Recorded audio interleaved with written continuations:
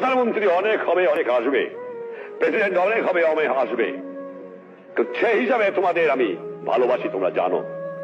তোমরা সৎ পথে থেকো, মাতৃভূমিকে ভালোবাসো। মনে রেখো, তোমাদের মধ্যে যেন পাকিস্তানের মেন্টালিটি না আসে।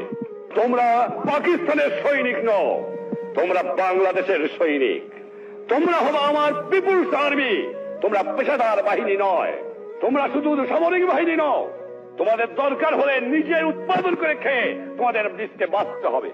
এটা হবে আমার জনগণের বাহিনী, এটা হবে পিপুলস আর্মি, এটা পাকিস্তানের পেশাদারি আর্মি হবে না।